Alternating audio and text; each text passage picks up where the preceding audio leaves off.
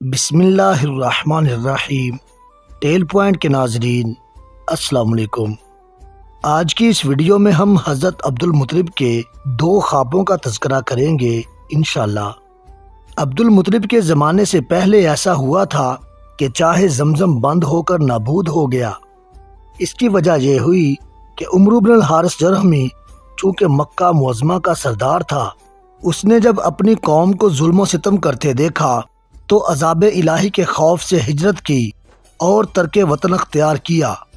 چلتے ہوئے زمزم کو بند کیا، کچھ مال و اسباب چاہے زمزم میں ڈال کر منہ بند کر کے یمن کی طرف نکل گیا۔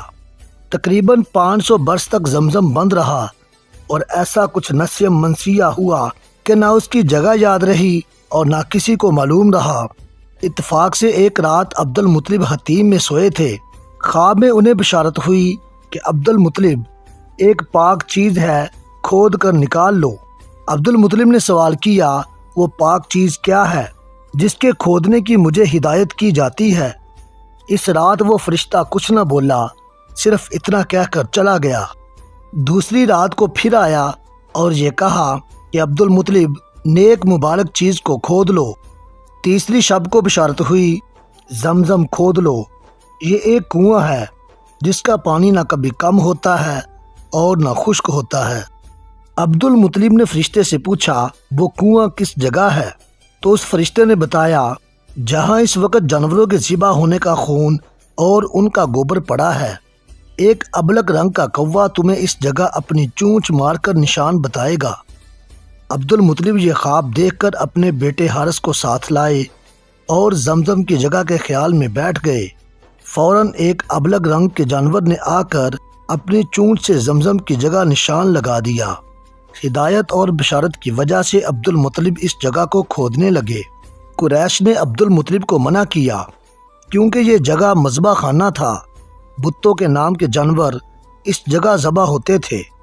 عبد المطلب نے اپنا خواب قریش سے بیان کیا اور یہ کہا کہ جب مجھے خدا پورے 10 فرزند عطا کرے گا تب میں ایک فرزند تمہاری قربان گاہ میں لا کر ذبح کر دوں گا۔ یہ سن کر قریش خاموش ہو گئے۔ عبد المطلب اور حارث نے کھودنا شروع کیا۔ 2 روز تک برابر کھودتے رہے، کنویں کا کوئی نشان معلوم نہ ہوا۔ تیسرے دن کنویں کا نشان معلوم ہوا۔ کنویں کے ظاہر ہوتے ہی ہر شخص اپنی ملکیت کا دعویٰ کرنے لگا۔ حضرت عبد المطلب نے فرمایا کہ یہ عطیہ ہے جو اللہ نے خاص ہمیں عطا کیا ہے۔ 500 سال سے یہ کنواں بند تھا، آج ہمیں ملا ہے۔ قریش نے جھگڑنا شروع کر دیا۔ آخر فیصلہ اس بات پر ہوا کہ یہاں سے کچھ دور کے فاصلے پر ایک راہب رہتا ہے، اسے پنچ بنا کر فیصلہ کرا لو، جو وہ کر دے وہ سب کو منظور ہوگا۔ سب کے سب مل کر شام کی طرف روانہ ہو گئے۔ 10-12 روز کے بعد ایسے ریگستان میں پانی ختم ہوا جہاں کوسوں پانی کا پتہ نہ تھا۔ پیاس کی شدت سے عاجز ہو کر مرنے لگے تو عبد المطلب سے کہا، اب ہم کیا کریں؟ تو عبد المطلب نے فرمایا کہ لوگو، اللہ پر بھروسہ کرو، یہاں سے چلو، شاید آگے کہیں سے پانی مل جائے۔ یہ سن کر لوگوں کی ہمت بندھی، سامان سفر درست کیا۔ ہر ایک شخص اپنی اپنی سواری پر سوار ہو کر نہایت نا امیدی کی حالت میں آگے چل پڑا۔ سب سے پیچھے عبد المطلب اپنی اونٹنی پر سوار ہوئے۔ جس وقت آپ کی سواری اپنی جگہ سے اٹھی، قدرت الہی سے اونٹ کے پیروں کی جگہ سے پانی کا چشمہ جاری ہوا۔ یہ واقعہ دیکھ کر عبد المطلب نے پکارا، لوگو آؤ، خدا نے تمہیں موت سے بچا لیا ہے اور عبد المطلب کی سواری کے پیروں کی جگہ سے چشمہ نکالا ہے۔ جب سارا قافلہ خوب سیراب ہوا تو عبد المطلب نے فرمایا کہ لو اب راہب کی خدمت میں چلو۔ قریش نے کہا، اے سردار قریش، اب راہب کے پاس کیا چلیں؟ وہ تو آسمان کے خدا کی طرف سے خود فیصلہ ہو گیا۔ جس خدا نے ایسے خشک ریگستان میں آپ کو چشمہ عطا کیا، اسی خدا نے مکہ میں زمزم عنایت فرمایا۔ ہم سب لوگ لادعویٰ ہیں اور وہ سب کچھ آپ ہی کی برکت ہے۔ اے عبد المطلب، آسمان والے خدا نے ہر ایک طرح سے آپ کو ہمارے اوپر بزرگی عنایت کی ہے۔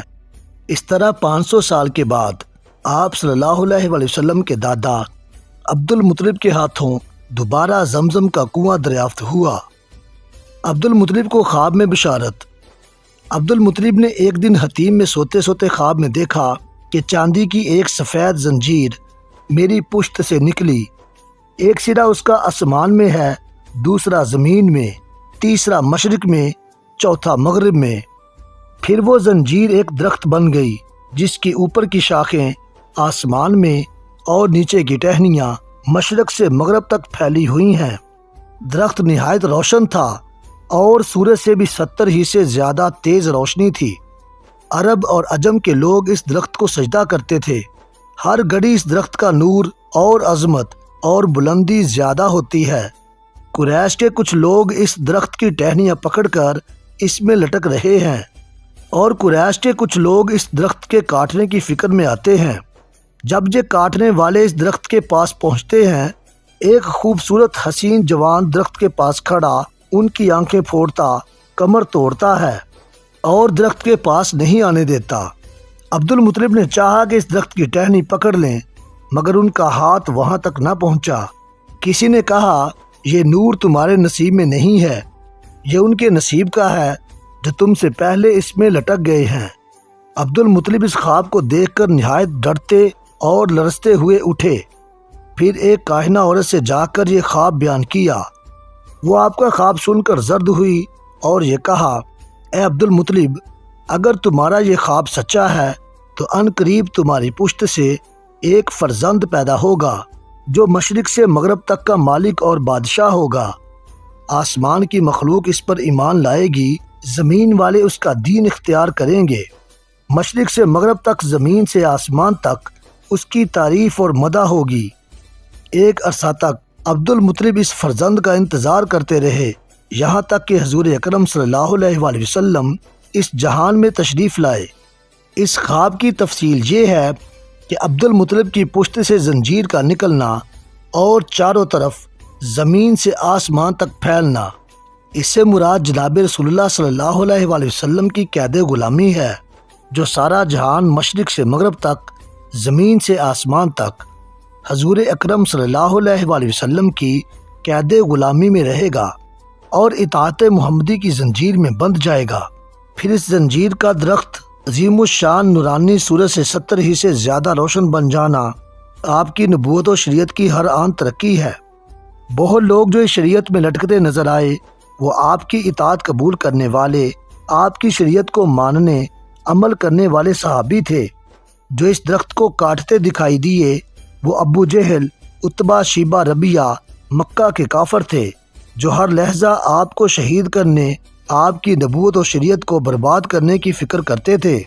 جو حسین جوان کاٹنے والوں کی آنکھیں پھوڑتا، کمر توڑتا نظر آیا تھا، وہ جبریل امین تھے، جو ہر وقت اللہ کی طرف سے آپ کی حفاظت پر مقرر تھے۔ عبد المطلب نے ہاتھ اٹھا کر درخت کی ٹہنیاں ہاتھ میں لینی چاہیں تو ہاتھ وہاں تک نہ پہنچا۔ اس میں اشارہ تھا کہ عبد المطلب حضور صلی اللہ علیہ وآلہ وسلم کے زمانہ نبوت سے محروم رہیں گے۔